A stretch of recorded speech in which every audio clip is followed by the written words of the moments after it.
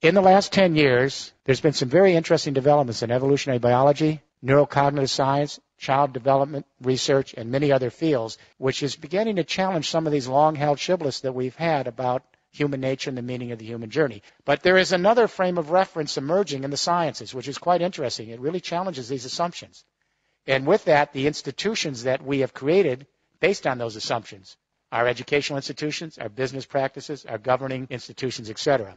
Let me take you back to the early 1990s, sleepy little laboratory in Parma, Italy, and scientists had a MRI brain scanning machine on a macaque monkey as the macaque monkey was trying to open up a nut. They wanted to see how the neurons would light up. So the monkey's trying to open up the nut, the neurons light up, and just by serendipity, and this is how science sometimes happens, a human being walked into the laboratory. I don't know if it was by mistake, and he was hungry. He saw the nuts and opened up one of the nuts and tried to crack it open. The macaque monkey was totally shocked because who was this invader in his laboratory? And he didn't move. He just gazed at this human trying to open up the nut, just like he had done a few seconds earlier. And then the scientist looked on the MRI brain scanner. The same exact neurons were lighting up when he observed the human being opening the nut as when the monkey opened the nut. And the scientists had not a clue as to what this was. They thought the MRI machine had broken. They then began to put MRI brain scanning machines on other primates, especially chimpanzees with our big neocortex. Then they went to humans. And what they found over and over again is something called mirror neurons. And that is that we are apparently soft-wired, some of the primates, all humans. We suspect elephants. We're not sure about dolphins and dogs. We've just begun. But all humans are soft-wired with mirror neurons so that if I'm observing you, your anger, your frustration, your sense of rejection, your joy, whatever it is, and I can feel what you're doing, the same neurons will light up in me as if I'm having that experience myself. Now, this isn't all that unusual. We know if a spider goes up someone's arm and I'm observing it going up your arm, I'm going to get a creepy feeling.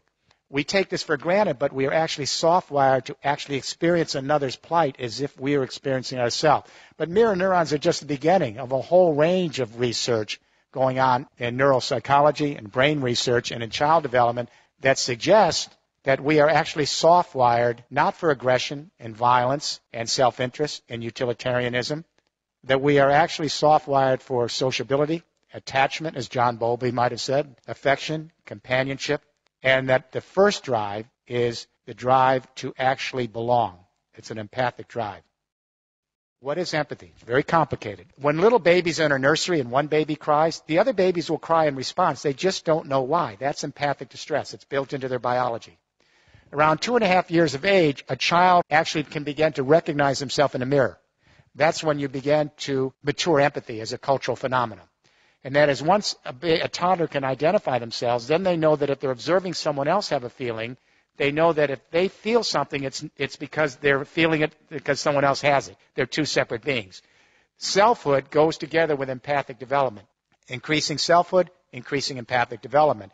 Around 8 years of age, a child learns about birth and death. They learn where they came from, that they have a one and only life, that life is fragile and vulnerable, and one day they're going to die. That's the beginning of an existential trip. Because when a child learns about birth and death and they have a one and only life, they realize how fragile and vulnerable life is. It's very tough being alive on this planet, whether you're a human being or a fox navigating the forest.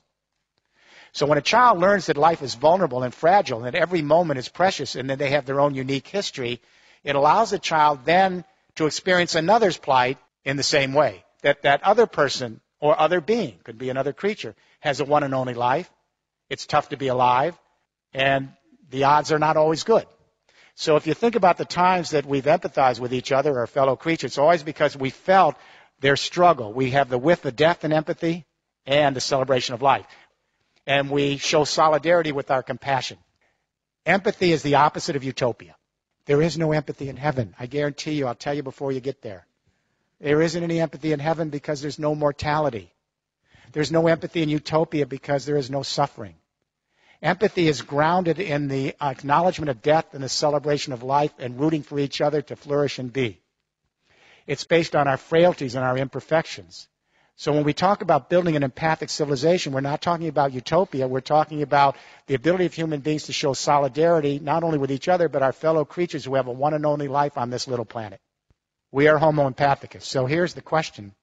We know that consciousness changes in history. The way our brain is wired today is not the way a medieval serf's brain would be wired, and their brain wouldn't be the same as the wiring of a forager hunter 30,000 years ago.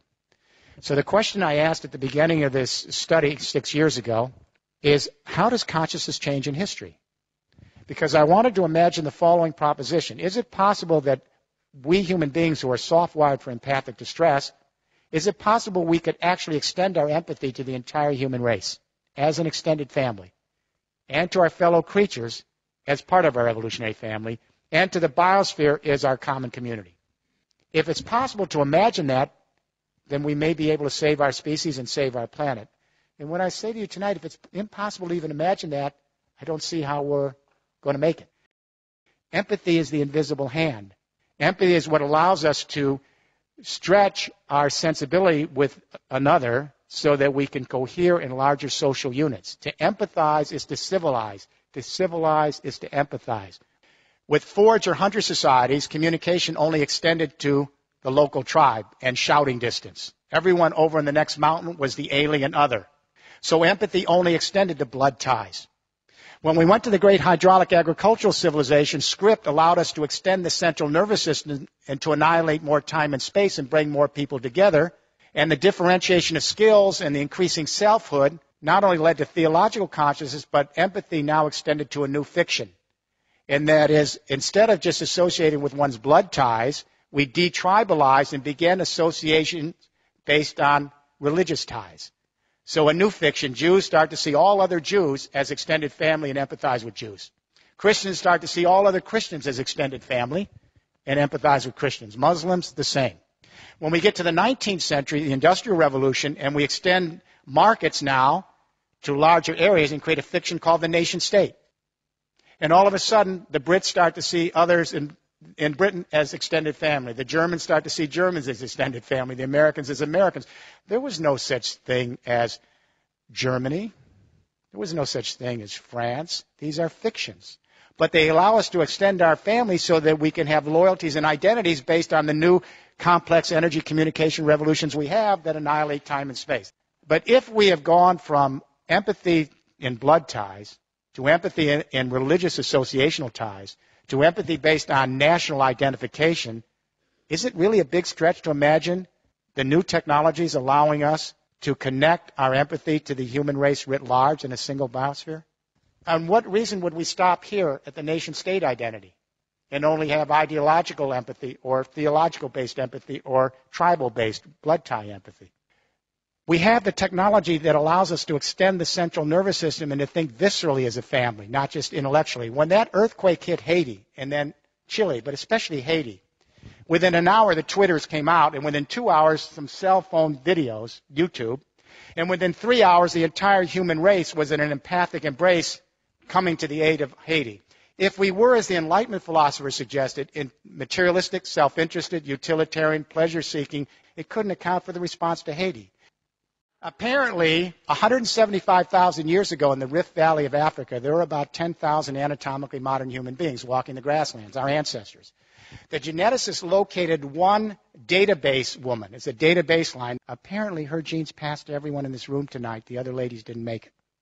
Gets even more strange. They located a single male. This is a database line for genetics. They call him the Y chromosome Adam. Apparently, a fairly potent guy. His genes passed to everyone in this room. So here's the news. 6.8 billion people at various stages of consciousness, theological, ideological, psychological, dramaturgical. We're all fighting with each other with different ideas about the world, and guess what? We all came from two people. The Bible got this one right. We could have come from many, but the point is we have to begin thinking as an extended family. We have to broaden our sense of identity. We don't lose the old identities of nationhood and our religious identities, and even our blood ties. But we extend our identity so we can think of the human race as our fellow sojourners and our other creatures here as part of our evolutionary family, and the biosphere as our community. We have to rethink the human narrative. If we are truly homo empathicus, then we need to bring out that core nature. Because if it doesn't come out and it's repressed by our parenting, our educational system, our business practice and government, the secondary drives come. The narcissism, the materialism, the violence, the aggression. If we can have a global debate, let it start here from the British Royal Society for the Arts, which apparently you're doing, to begin rethinking human nature, to bring out our empathic sociability so that we can rethink the institutions of society and prepare the groundwork for an empathic civilization.